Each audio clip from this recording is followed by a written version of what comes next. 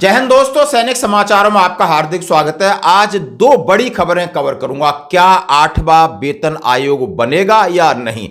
क्या देश आजाद हुआ है तब तक कितने वेतन आयोग बने और कब कब बने, और इस वेतन आयोग के लिए सरकार क्यों टाल मटोल कर रही है? क्या कोई नया प्लान है या वित्तीय बोझ का हवाला देकर केंद्रीय कर्मचारियों को नाराज करना चाहती है? और दूसरी बात, 26 साल बाद सेना की एक लेफ्टिनेंट को मिला न्याय। शादी करने के नाम पर सेना ने किया था निष्कासित। खबरें करते विस्तार से। सबसे पहले एक खबर है जो व्हाट्सएप पे वायरल हो रही है और उस खबर के बारे में आपको मैं पढ़ के सुनाता हूं। 8वां वेतन आयोग नहीं आएगा, नहीं आएगा। देश आजाद होने के बाद से अब तक 7 वेतनमान आयोग लागू हो चुके हैं। सरकार ने किया खारिज। आखिर क्यों किया? अब मोदी सरकार की ओर से इस संबंध में नया अपडेट आया है। इसमें सरकार ने साफ कह दिया है कि 8वां वेतन आयोग नहीं आने वाला है।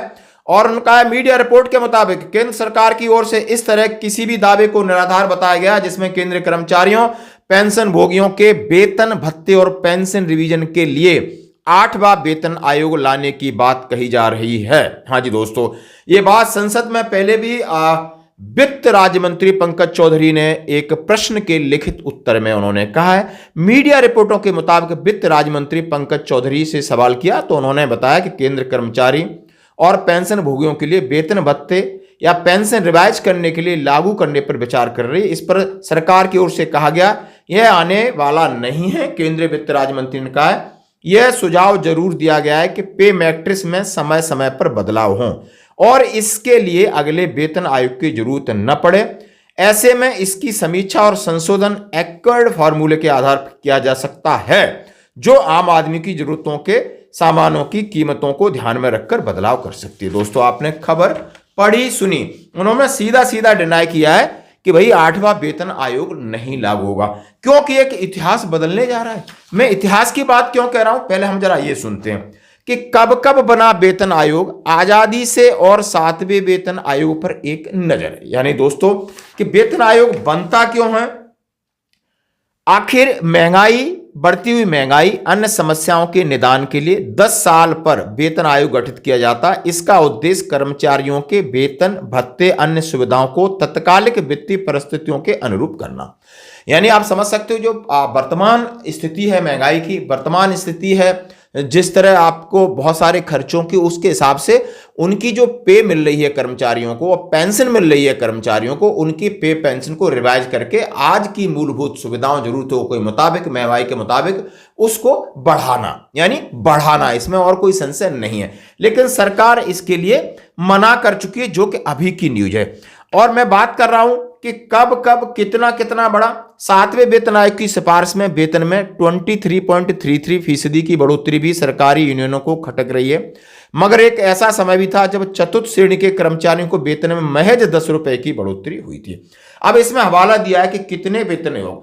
पहला वेतन आयोग आपका जनवरी 1946 को हुआ था, जब सरकार के ऊपर वित्तीय बोझ 000 था।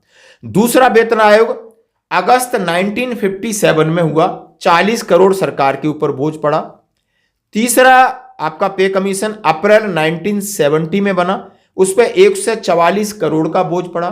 चौथा आपको जून 1983 में बना, 1282 करोड़ 1282 करोड़ रुपए का आपका वित्तीय बोझ पड़ा। पांचवा आपका अप्रैल 94 के अंदर, जिसमें 17,000 करोड़ का वित्तीय बोझ पड़ा। और छठा दोस्तों अक्टूबर 2006 में, जिसमें 40,000 करोड़ का। और सातवां आपका आप समझ सकते हो बन गया था फरवरी 2024 में, यानी जनवरी 16 से लागू हुआ, 11,400 करोड़ का लागू हुआ। यानी ये जब बजट बन गए थे तब उन्होंने पेश किए थे। यानी आजादी से अब तक हमेशा वेतन आयोग हर 10 साल बाद बनता रहा है। केंद्रीय कर्मचारियों और पेंशनरों की पेमेंट और पेंशन रिवीजन होता रहा है। सरकार ने इस बार बिल्कुल कह दिया है, लेकिन इसमें फिर चलता हूं कि क्या कहा है। उन्होंने कहा पे मैट्रिक्स में समय से पर बदलाव हो, इसके लिए अगले वेतन आयोग की जरूरत न पड़े। ऐसे में इसकी समीक्षा और संशोधन एक्वायर्ड फॉर्मूले के आधार पर किया जा सकता है। यानी वित्त मंत्री ने कहा है, अब हम शायद उम्मीद लगाना बेईमानी है कि सरकार कोई ना कोई इसके ऊपर काम कर रही है। यानी उन्होंने कहा है सरकार एक्वायर्ड फॉर्मूले के ऊपर काम कर रही है, जो कि एक फिटमेंट फैक्टर हो सकता है, जो कि इसी जो 8वां वेतन आयोग है शायद उसमें कुछ और चीजें होंगी, या कोई ऐसा लॉलीपॉप निकल के आ जाए जो कर्मचारियों को देखने में अच्छा लगे, लेकिन हम चूसे तो मुंह में घुल जाए, पता ही नहीं चले कि हमारे पेट में गया क्या है। क्योंकि सरकार से अब इसी प्रकार के डर लग रहे हैं। चाहे आपने डिमोनेटाइजेशन देखा होगा, चाहे आपने काला धन देखा होगा, चाहे आपने उनके और बेरोजगारी के वादे देखे होंगे, चाहे आपने महंगाई के वादे देखे होंगे, लेकिन आप सब तो चाहे आपने भ्रष्टाचार खत्म करने के बाद ही देखे होंगे। तो आज जो वर्तमान में तीनों पैमाने, पिछले 10 साल से लगातार महंगाई बढ़ रही है, लगातार भ्रष्टाचार बढ़ रहा है, लगातार ट्रांसपेरेंसी में कमी आ रही है, सारी चीजें बढ़ रही है, लेकिन महिमा मंडित करके दुनिया को दिखाना और दुनिया को बरगलाना ये सरकार की नीति है। शायद आपने एनपीएस सिस्टम को इसी तरह से देखा होगा, लोग रो रहे हैं, परेशान है, न्यू पेंशन और इसी तरह कई ऐसी स्कीमें हैं जो सीधी बहुत सारे लोगों को, कर्मचारियों को जाती, लेकिन उनके फायदे दूर से दिखने में अच्छे लगते हैं, जब उनको इंप्लीमेंट होते हैं तो वो कुछ नहीं होते हैं। तो देख सकते हो कि सरकार की मर्जी है, सरकार अपनी मनमानी में क्या कर सकती है। दोस्तों बढ़ते हैं अगली खबर की तरफ। शादी की तो इंडियन आर्मी ने निकाला, 26 साल बाद महिला को मिला इंसाफ। हाँ जी दोस्तों, एक बड़ी खबर है, महिला अफसर की बात है। उसने शादी कर ली तो भारतीय सेना से उसको आउट कर दिया गया। 26 साल उम्र थी, 26 साल उम्र थी और 26 साल बाद उसको यानी फैसला मिलता है। और फैसला मिलने के लिए 26 ईयर कानूनी लड़ाई, और जिसमें एएफटी से माननीय सुप्रीम कोर्ट में मामला जाता है, 60 लाख का मुआवजा देने की बात कही है। दोस्तों बिना कोई कारण बताओ नोटिस या अवसर दिए बगैर सेवाएं समाप्त कर दी गई, उसे नौकरी मुक्त करके घर जाने का आदेश दिया। वजह पूछ जाने पर अधिकारी दुर्व्यवहार करने लगे। निराश होकर महिला ने इंसाफ के लिए सुप्रीम कोर्ट का दरवाजा खटखटाया। करीब 26 साल लंबी लड़ाई के बाद महिला को अब न्याय मिला, यानी परसों सुप्रीम कोर्ट ने केंद्र सरकार और भारतीय सेना को आदेश दिया कि वह अधिकारी रह चुकी महिला को 60 लाख रुपए का भुगतान करे। साथ ही सुप्रीम कोर्ट ने टिप्पणी की कि शादी या घरेलू जिम्मेदारी किसी महिला को नौकरी निकाले जाने का कारण नहीं हो सकती। सुप्रीम कोर्ट ने एएफटी के आदेश को चुनौती देने वाली केंद्र सरकार की अपील पर सुनवाई की। The Supreme Court has direct to center to pay Rs 60 lakh to permanent commission officer from the military nursing service whose release from job in 1988 after her marriage। यानी उसने शादी किया, सेना ने निकाल दिया क्योंकि वो ट्रेनीज थी और ट्रेनीज में शादी करने का प्रावधान नहीं था, और उसने अपने किसी आर्मी अफसर से शादी किया। शादी करने के बाद सेना ने उसे निष्कासित कर दिया।